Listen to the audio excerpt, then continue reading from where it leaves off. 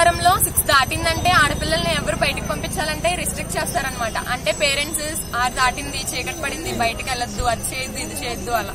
ఇప్పుడు పేరెంట్స్ ఇంత ధైర్యంగా మమ్మల్ని బయటకు పంపించారంటే పవన్ కళ్యాణ్ గారి మీద నమ్మకం. ఆయన జన సైనిక్స్ అంటే వాళ్ళకి ఏమీ జరగదు అని ఒక సపోర్ట్, ధైర్యం అన్ని పేరెంట్స్ కి వచ్చేసింది అనమాట ఆటోమేటిక్ గా.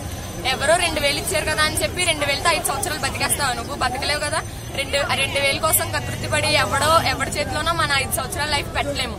నిజాయితీగా నిలబడే వ్యక్తి పవన్ కళ్యాణ్ గారు. ఆయన కోసం, ఆయన గురించి ఏంటో మనకు బాగా తెలుసు. ఆయన చేతుల్లో మన జీవితం పెట్టామంటే ఇంకా వెనక్కి తిరిగి చూసుకోవసరం లేదు. ఆయనకి ఓట్ చేసి మెజారిటీతో గెలిపించుకోవాలి. జై. అది కాకుండా చాలా చిన్నపిల్లలు తిరుగుతున్నారు అని చెప్పి అంటున్నారు. చిన్నపిల్లలని కాదు, ఇప్పుడు మేమే స్టూడెంట్స్ మార్నింగ్ నుంచి తిరుగుతున్నాం జనసేన గురించి. అదే చిన్నపిల్లలకి ఒక ఫ్యామిలీ ఉంది, ఫ్యామిలీలో 2-3 ఓట్లు ఉన్నాయి. జనసేన.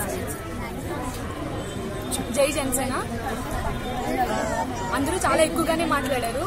అసలు మేము ఇలా తిరుగుతున్నాము అంటే అందరికీ మీకు ఓటు హక్కు ఉందా అని అడుగుతున్నారు. మాకు ఓటు హక్కు ఉంది. మాతో పాటు తిరిగే చిన్న చిన్న పిల్లలకు కూడా ఓటు హక్కు లేకపోవచ్చు, కానీ 10 మందిని ఇన్స్పైర్ చేసి ఆ ఇన్స్పిరేషన్ మాలో ఉంది. మేము ఓటు వేయకపోయినా 10 మందిని ఇన్స్పైర్ చేసే ఇన్స్పిరేషన్ మాత్రం మాలో ఉంది. ఒక క్లాత్ కొనాలన్నా, ఒక డ్రెస్ కొనాలన్నా, కనీసం ఇయర్ రింగ్స్ కొనాలన్నా మినిమం 1 hour స్పెండ్ చేసే మీరు 5 సంవత్సరాన్ని నిన్ను, నీ ప్రాంతాన్ని, నీ రాష్ట్రాన్ని ఏలుకునే ఒక ముఖ్యమంత్రిని ఎన్నుకోవడంలో ఒక 2000కి 3000 కోసం చూసుకుంటావా? ఆలోచించు.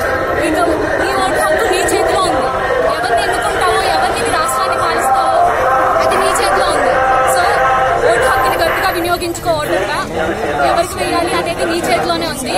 జనసేన రావాలి, పాలన మారాలి. పవన్ రావాలి, పాలన మారాలి. జై జనసేన.